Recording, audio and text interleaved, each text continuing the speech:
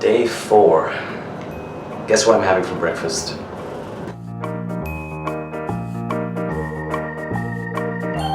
I could eat that every single day. It is so good. Pho is so delicious. Anyway guys, it is day 4 and if you're wondering what happened to day 3, yesterday was pretty uneventful. I mean, after the first 2 days I was pretty exhausted, so what I did yesterday was just have a nice chill day. I didn't do that much. I had breakfast, came back and I answered some of the 3,000 emails that I've been postponing. Most importantly, some email exchange with the university in Daejeon, because as some of you may know, when I go back to Korea in 4 days from now, I will go straight to the study abroad university in Daejeon, not in Seoul, but a little bit further. And what I had arranged originally was for them to pick me up as soon as I get back. So at the airport, I gave them my flight number, my flight information, and as soon as I touch down, they will pick me up and send me on the bus to Daejeon. But what I would like to do now instead is stay in Incheon for a day and a half to spend some time with my friends there before I go back. Other than that, I spent the afternoon just editing one of my vlogs. Took a walk in one of the nearby parks in the evening. So all in all, I had a pretty relaxing night just to recover from those first 2 days. Now, as I was walking back, the skies looked a little bit gray. I hope it's not gonna rain because I was planning to go to the museum today. But we'll see. We'll see how it goes.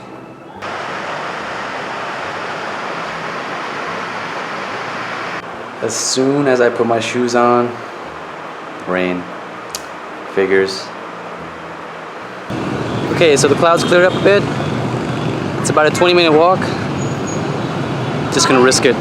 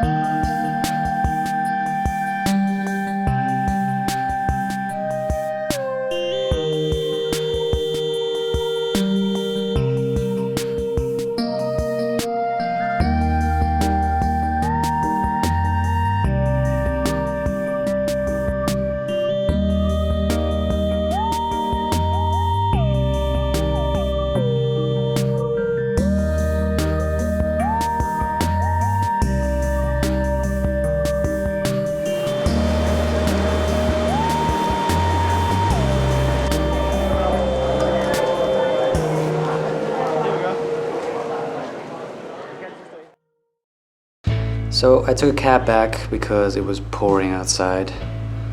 I'm back at the hotel now. You may have noticed I didn't film that much of the museum.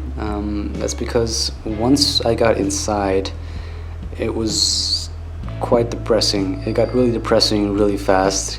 They showed so much graphic material and equipment and photos of war crimes and like Agent Orange, chemical warfare, torture and abuse in prisons that it didn't feel right to get that on camera. It was really powerful stuff. At some point I just found myself, I was walking with my hands like folded like that because it was just so humbling and yeah, really powerful images that just makes you quiet and just yeah, it was cool to pay the museum a visit, to see a little bit of history and to see how much support Vietnam got in the past from different countries back when they were at war. But yeah, don't expect to go there and come out all happy and cheery because it really was quite dark and grim. And now we eat.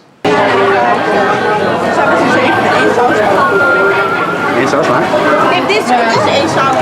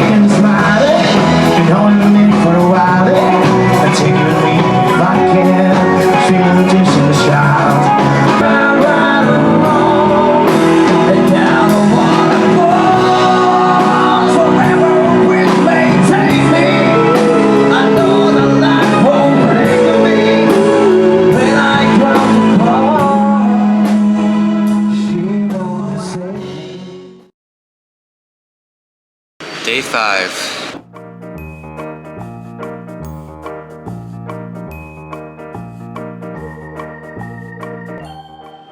That chicken pho was so good, I fell asleep for 2 hours.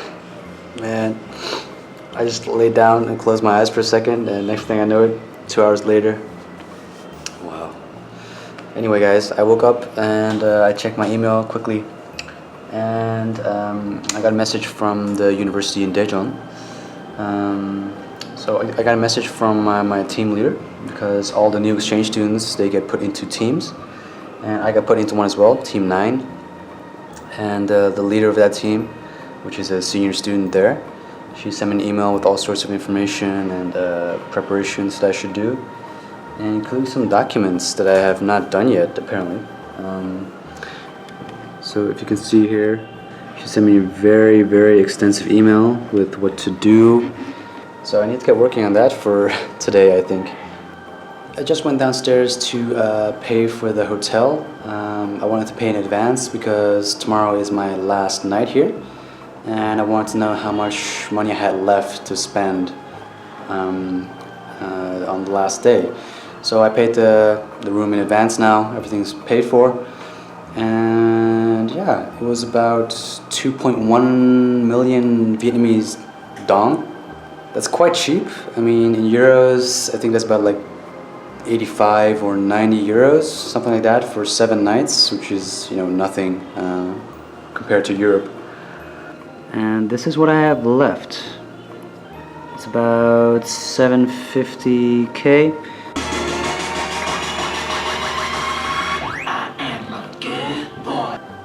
Day 6, last day of Vietnam. I fly out back to Korea tomorrow.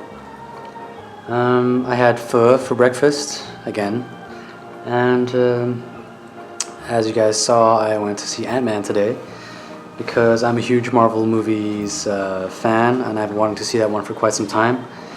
It came out in the Netherlands a few days after I left for Korea, so that was a bit unfortunate, but I finally got to see it and it was awesome. Now you guys may be wondering, when I'm in Vietnam, why would I go to see the movies? You can do that anywhere. Well, it was just really cheap here. I paid about 75,000 for it, which is roughly €3, which is less than half the price that I usually pay back home. And why not? It fit in my budget, and yeah, it felt like a nice closing to a nice trip. So as you can see, I just did some laundry today. Started packing again, and I'm getting ready for the long flight home, or flights. I have the same path back. I'm gonna have a stopover in Guangzhou for a very long time, about 9 or 10 hours, and then I fly back to Incheon Airport. My friend Jinan was kind enough to come pick me up, or offered to pick me up, and I'm gonna spend 2 nights at his place before I take the bus on Sunday to Daejeon, which is where my study abroad will officially take place, or just start. So yeah guys, Vietnam's been fun. I've been lucky enough so far in all my travels to always have a friend with me or someone local who shows me around. So thank you to Hung for showing me around. It would have been a lot less fun and a lot more complicated if she wasn't there. But yeah, food was great. I didn't get to see a lot of the sights because I simply didn't have time and I didn't have a lot of money to spend here. But my overall impression of the country has been positive. Okay guys, this has been Vietnam, and my next vlog will be at the partner university where I'm going to study for 6 months, Seoulbridge International School of Business in Daejeon. As always, thanks for watching, and I'll see you guys next time.